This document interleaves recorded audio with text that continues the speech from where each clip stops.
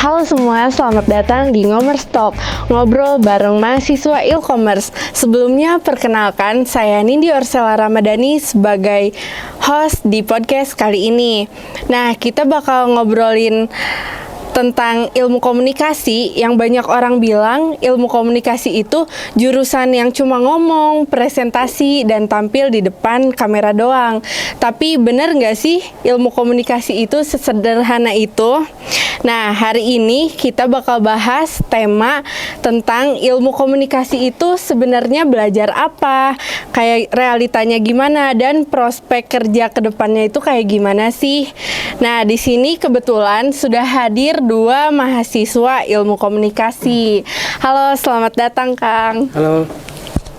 Boleh perkenalkan dulu siapa namanya dan latar belakangnya apa? Izin menjawab dan ini perkenalkan, nama saya Andra Triana Ramadana. Oke. Kebetulan saya mahasiswa ilmu komunikasi di Universitas Muhammadiyah Bandung. Oke. Kalau Akang yang satunya lagi? Baik, terima kasih sebelumnya. Perkenalkan, nama saya Radit Chandra Franjeliko. Saya di sini sebagai mahasiswa aktif Prodi Ilmu Komunikasi Universitas Muhammadiyah Bandung tentunya. Saya juga tak lupa ingin mengucapkan terima kasih banyak kepada host tentunya yang telah memberikan saya kesempatan sehingga saya bisa hadir di Ngomers Talk kali ini begitu. Oke Kang, saya mau mulai aja nih dari pertanyaan yang paling sering muncul. Menurut kalian, ilmu komunikasi itu jurusan tentang apa sih? Mau Kang Raza apa saya dulu nih yang jawab? Enggak, Lihat ke sini. Izin menjawab Teh Nindi. Oke. Sepengetahuan saya, secara sederhana, ilmu komunikasi itu mempelajari bagaimana pesan yang kita ingin sampaikan hingga diterima dan dipahami bukan cuma soal berbicara, tapi juga soal strategi, media, konteks, dan bagaimana caranya kita menyampaikan pesan itu secara detail dan dampak dari pesan itu tersendiri. Oke, berarti nggak sesimpel yang kata orang-orang omongin di luar sana kan, kayak ilkom itu cuma ngobrol doang. Berarti nggak sesimpel itu ya? Enggak dong. Enggak, karena tidak sesempit jalan gang yang hanya satu orang, tidak. Oke. Mungkin jauh lebih luas. Kita belajar bagaimana komunikasi itu mempengaruhi opini, sikap, bahkan perilaku masyarakat seperti itu. Oke. Kalau menurut Kang Raja sendiri gimana nih? Oke, kalau menurut saya setuju dengan opini yang telah diberikan sama Bung Andra ya. Ilkom itu tidak sesempit itu, justru ilkom itu seluas samudra kalau menurut saya. Banyak sekali ilmu-ilmu yang memang harus kita pelajari lebih dalam lagi. Tidak hanya tentang bagaimana kita berbicara dengan orang lain, kita berbicara di depan banyak orang gitu, tapi juga di sana kita juga belajar bagaimana kita menyelesaikan masalah ketika terjadi suatu konflik mungkin di suatu organisasi atau institusi begitu. Oke, tapi kenapa ya realitanya stigma jurusan ngobrol itu masih kuat dan masih melekat pada mahasiswa ilmu komunikasi di luaran sana? Nah, gimana nih? Kalau menurut saya banyak orang yang hanya menilai di covernya saja begitu. Di sini ilmu komunikasi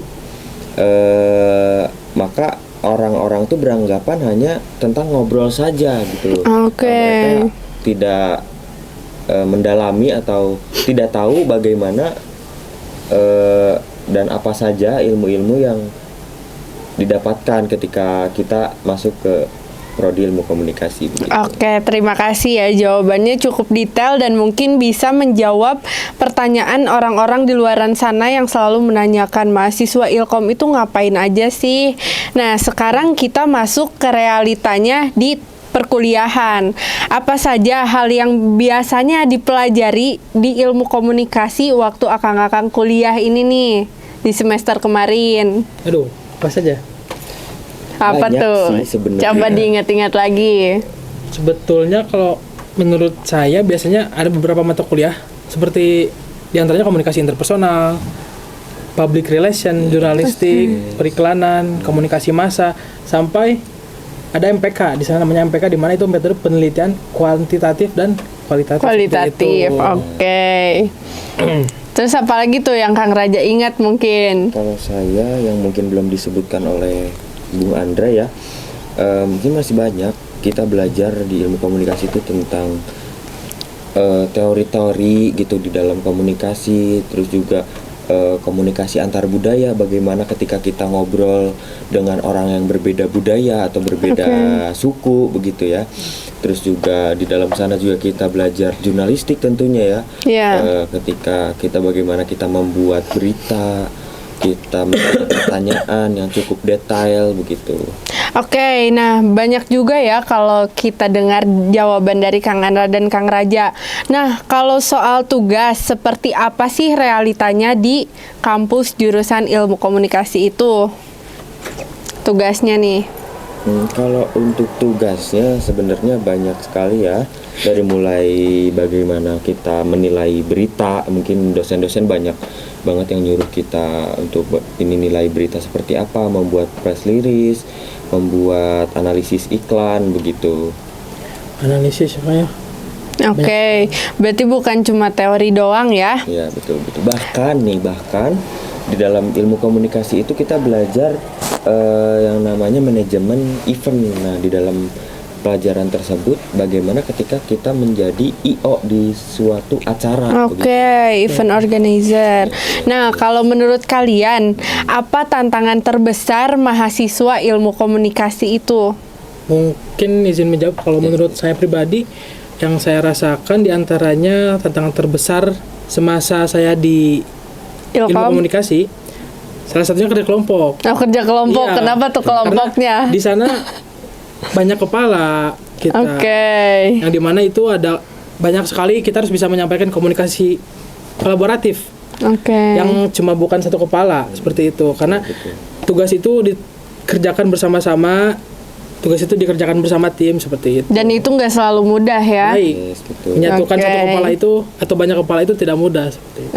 Nah kan kalau misalnya mahasiswa introvert nih, cocok nggak sih Kang masuk ke ilmu komunikasi? Karena kan kayak banyak ngobrolnya, ngomong di depan. Nah kalau yang introvert gimana tuh, cocok nggak? Sebetulnya mau yang introvert ataupun ekstrovert, apalagi introvert ya. Yang introvert itu bisa sekali masuk ilmu komunikasi karena bisa kita pahami gimana saja kan. Bisa kita latih gitu. Bisa kita latih, bisa kita kepercayaan diri kita di depan orang banyak itu dari mulai awalnya kita tidak berani untuk ngobrol, malu-malu dan ragu lah. Yes, betul. Terus kita juga belajar di sana di dalam ilmu komunikasi itu banyak seringkali dosennya memberikan tugas presentasi. Kalau menurut saya itu adalah salah satu pembelajaran upaya dosen supaya kita tuh berani tampil. Ya, bisa berani tampil di depan orang banyak begitu. Jadi keluar dari zona introvert itu ya. Yang introvert juga harus memaksakan jadi ekstrovert mungkin ya. Nah, kita bahas skill dan manfaat ilmu komunikasi nih. Dari semua proses, skill apa yang kalian rasakan yang makin berkembang selama di ilmu komunikasi? Skill apa tuh? Mobile Legends bukan? Bukan dong, jelas tentu bukan dong. Kuliah.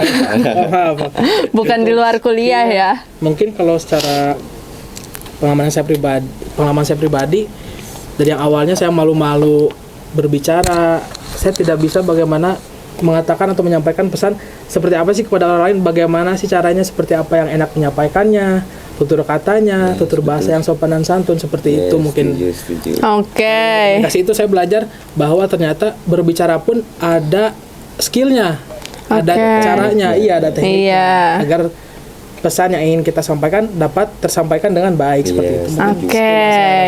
Kalau menurut Kang Raja sendiri gimana nih? Iya, sebenarnya saya skill apa?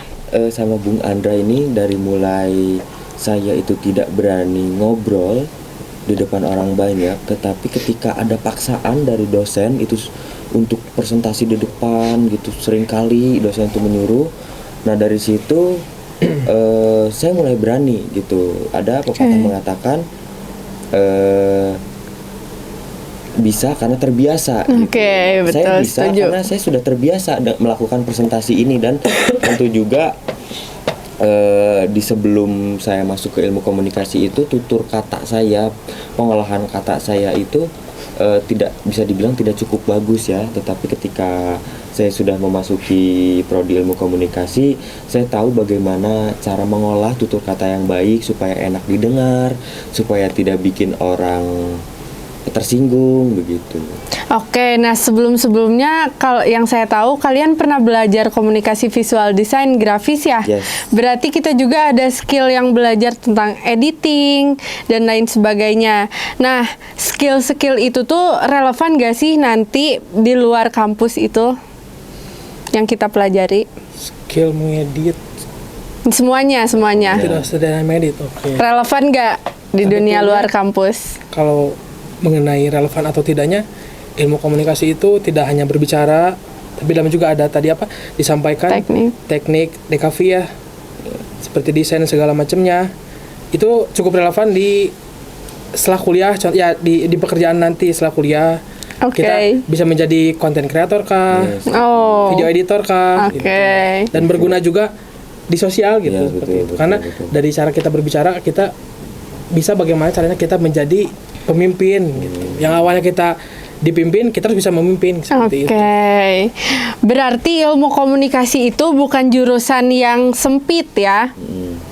Tadi Akang sebutkan seperti jurnalis, humas, dan seperti editor, konten kreator. Nah, kalian tuh ke depannya mau jadi apa dan udah terpikirkan belum sih dari sekarang? Mas Andra dulu. Coba. Kalau saya pribadi untuk saat ini masih fokus bagaimana menyelesaikan hingga selesai perkuliahan. Akan tetapi jika setelah lulus kuliah nanti, saya pribadi lebih kepengen bagaimana sih menjadi bukan leader. Contohnya, saya ingin menyampaikan pesan kepada masyarakat, saya ingin berdampingan dengan masyarakat, saya ingin mengetahui apa sih keluh kesah masyarakat seperti itu. Oh, Lebih kepada menjadi wadah aspirasi ya bagi lebih kepengen kepada masyarakat. mengabdi. Oke. RT mungkin. Oh, iya. PNS mungkin. Bisa. Wali kota, bupati gitu-gitu ya. Jadi Kang Deddy Mulyadi, Ya. Kang Andra Triana. Tidak. Jadi- Saya jadi diri sendiri saja. Oke. Nanti singkatannya jadi Kang Dut. AT. Kang Andra Triana. Yes, betul. Bukan KDM ya. Oke, kalau Kang Raja sendiri nih mau jadi apa ke depannya? Untuk saya tuh ingin menjadi bisnismen ya. Oh, bisnismen. Nah, di dalam bisnis juga mungkin kita harus pinter bagaimana kita cara berkomunikasi dengan kliennya gitu supaya klien itu bisa membangun trust kepada perusahaan kita Oke. gitu ya. Itu juga salah satu hal yang memang dipelajari gitu di ilmu komunikasi tentunya dari mulai negosiasi dan lain-lain itu ada ilmu-ilmunya tidak sembarangan begitu. Oke, berarti tadi pengen jadi bisnis ya. Kalau boleh tahu pernah nggak sih menjalankan bisnis apa gitu dari sekarang? Oh, bisnis mungkin saat ini saya sedang bisnis membuka agensi PR. Agensi PR. Oh, wah boleh tuh, keren ya. Mulai pemegang media sosial suatu mungkin UMKM Oke. itu bisa kami pegang gitu dari mulai pembuatan konten, habis itu menjawab pertanyaan atau DM-an customer gitu. Kita membuatkan bot WA-nya gitu. Oke, jadi seperti spesialis media Yes. sosialnya ya. Betul. Oke, nah Kang Andra sendiri tertarik nggak nih buat bisnis? Kalau untuk bisnis, dari saya pribadi saya kurang. Oh, Karena mungkin kurang. tidak ada dasar dan tidak ada pengalaman sebelumnya seperti Kan itu. dasarnya ada tuh ilmu komunikasi, marketing, Tapi cara menarik bagi saya, ngomong. Bisnis itu saya tidak terlalu suka karena mungkin bukan saya Bukan gitu. passion. Bukan passion, saya, oke, mungkin. gak apa-apa ya. Tadi pengen jadi apa, lurah? RW. RW. Iya. Oke, kalian ini udah magang belum sih ngomong-ngomong? Kalau Di kami semester saat 6 ini? semester 6 ya, itu kami sebelumnya belum diwajibkan untuk magang. Oh, Tetapi untuk syarat kelulusan di Universitas Muhammadiyah Bandung ini harus magang dulu, magang wajib dulu. Oke. Selama 3 bulan lah kurang lebihnya begitu. Oke. Nah, rencana saya ini saya sudah mungkin sudah di calling suatu perusahaan. Waduh, perusahaan apa tuh? Teman-teman sudah pada tahu ya, Oke. perusahaan pikiran Perusahaan rakyat apa tuh? Oh, dari media yang terkenalnya dengan Baik. koran ya. Oh, iya, Koran. Koran Pikiran rakyat. ya. Itu rencana saya ingin magang di sana. Oke, kalau Kang Andra sendiri nih kepikiran belum kalau buat saya magang? pribadi, untuk magang, saya sudah nyoba-nyoba, saya sudah buka web Kemendagri. Kemendagri buat apa tuh? Nyari loker magang? Iya. Oke. Lalu di mana itu di Pos Indonesia. Oke. Masih banyak lagi sepertinya. Oke, kita balik lagi ke pertanyaan seputar mahasiswa ilmu komunikasi nih. Pernah nggak kalian salah menyampaikan pesan dan dampaknya cukup besar? Dari situ kalian belajar apa dan bagaimana problem solvingnya? Mulai dari Kang Raja dulu deh. Oke, tentunya sebagai manusia itu pasti pernah yang namanya melakukan kesalahan tentunya, dan saya juga Setuju. pernah melakukan kesalahan tersebut. Nah, dulu pada saat saya semester 3 itu saya ditunjuk oleh ketua himpunan sebagai panitia ospek jurusan sebagai koordinator lapangan. Tentunya di sana saya sering kali berkomunikasi dengan banyak orang tentunya ya. Nah, di sana saya melakukan salah satu kesalahan ya tentunya yang bikin chaos suasana. Ya. Oke. Nah, dari sana saya mendapatkan pelajaran bahwa ketika kita berhadapan dengan banyak orang ya, jangan sampai kita melakukan kesalahan seperti salah penggunaan katanya, nadanya, begitu. Betul, betul. Kalau menurut Kang Andra sendiri gimana? Kalau saya problem solving ketika Salah penyampaikan pesan?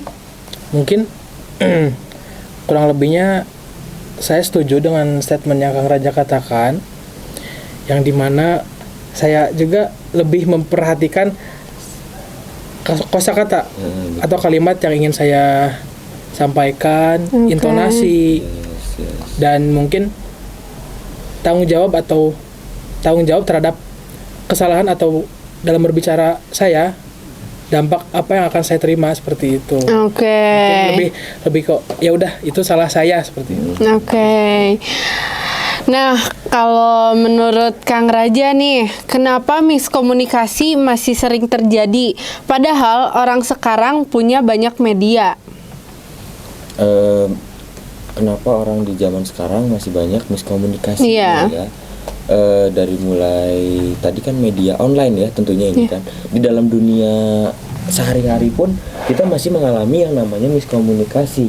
Apalagi ketika kita dihadapkan dengan media online tentunya. Dari mulai kita contohnya seperti chattingan di WA ya, di WhatsApp, nadanya itu otomatis nadanya tuh tidak kelihatan ya, hanya sebuah tulisan ya, begitu ya. Mungkin tidak tahu bahwa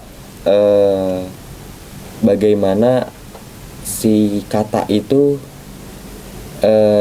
disebutkan gitu, seperti ditulis di WA aku marah gitu. Tapi sebenarnya di dalam dunia asli itu seperti marah beneran, aku marah gitu. Oke. Betul marah. Yes, betul-betul marah gitu. Itu salah satu miskomunikasi lah menurut saya itu. Oke. Kalau menurut Kang Andra? Mungkin kalau menurut saya ya di media sosial atau di media sekarang banyak miskomunikasi karena beranggapan bahwa salah satu, mungkin kalau saya contohnya dalam komentar, mungkin beranggapan bahwa apa yang mereka tonton, apa yang mereka lihat itu sejatinya kurang baik atau jelek, akan tapi mereka beranggapan bahwa pada aslinya hal itu disampaikan dengan baik, jelas, akan tetapi salah kaprah, salah paham mungkin iya. Oke. Jadi menimbulkan apa ya namanya? Menimbulkan konflik seperti itu ya. Oke. Jadi dari miskom itu bisa menimbulkan konflik ya. Nah, setuju. Oke. Sekarang kita ke pertanyaan terakhir. Apa pesan kalian untuk calon mahasiswa yang sedang mempertimbangkan ilmu komunikasi yang masih ragu-ragu mau masuk ke Ilkom? Kalau menurut saya ya, kenapa saya masuk Ilkom, karena Ilkom itu untuk bidang pekerjaannya itu bisa dibilang masuk ke semua pekerjaan lah, atau semua perusahaan. Karena suatu perusahaan itu pasti membutuhkan yang namanya humas ya. Ya, bagaimana kita mengolah